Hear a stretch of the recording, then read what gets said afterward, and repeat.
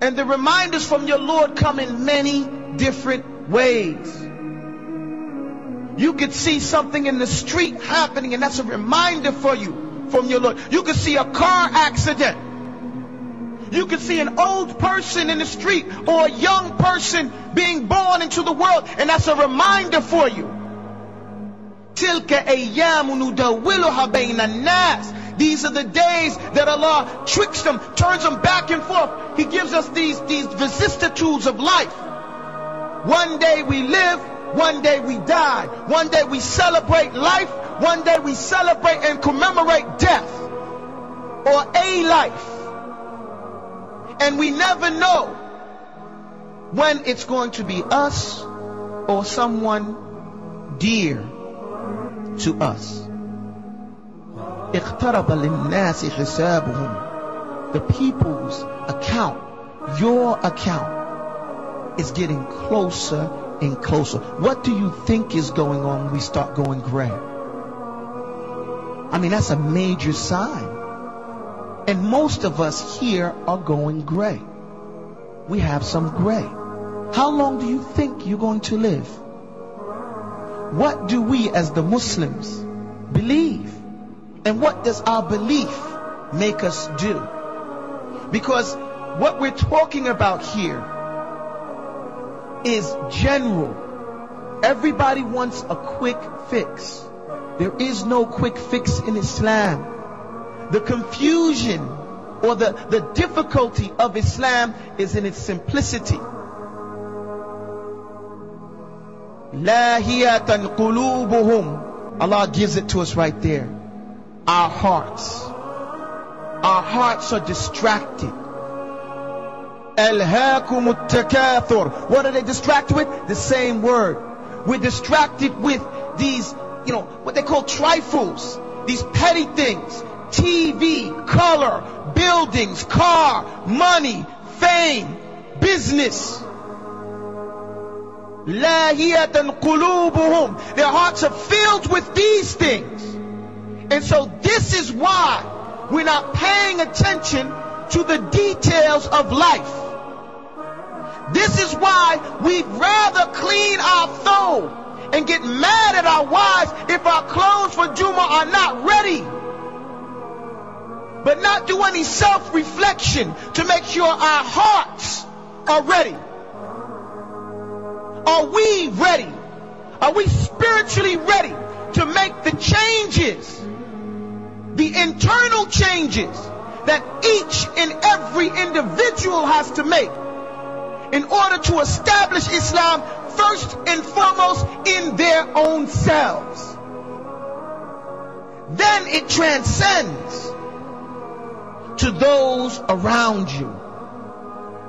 And if we would focus first and foremost on our own hearts, the filth that they pick up just by walking in the street. Let's not even say that the things that you yourself think about, the things that you pick up, like the filth you pick up from walking in the street, the music that gets in there, the hatred, the animosity, the bad taste, the guilt. And the Muslim shouldn't be guilty because we have Tawbah. The Prophet, Allah subhanahu wa ta'ala, he always describes the mujrimun, the criminals, as having guilt. Why do they have guilt? Because they did it. It doesn't mean that they feel remorse, but they're guilty of whatever they did. How does a person stop being guilty? He repents and he follows up a bad deed with a good one. A criminal is not considered a criminal if he's paid his debt to society. We pay our debts to Allah subhanahu wa ta'ala for violating his laws by repenting back to Allah and following up that bad deed, that bad thought with a good one. And we purify our hearts. We set ourselves right by returning back to that right position. But it's as if it's just like Allah subhanahu wa ta'ala said, Lahiyatan qulubuhum.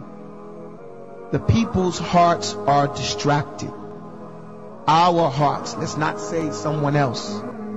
Our hearts are distracted. What are they distracted with? You know, Everybody here knows what his dhamir, what his conscience is considering. What happens?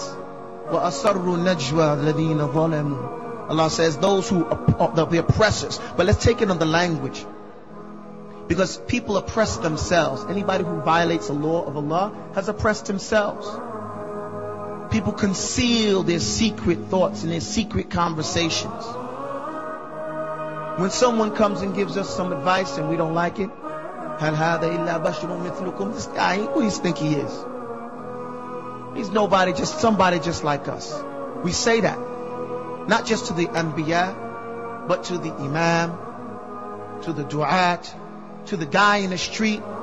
Somebody tells you Islam says you have to grow a beard. You get mad at him, like he's the problem. Like you didn't know that when you shaved your face. Nobody can force you to do anything. We're not trying to pick on the brothers that shave. I'm just making a point. The same thing can be said about the brothers when they say, okay, raise your pants, wear a thobe, cover your kuba. Any law, anybody says anything to somebody, we don't like what you said. How dare you tell me that?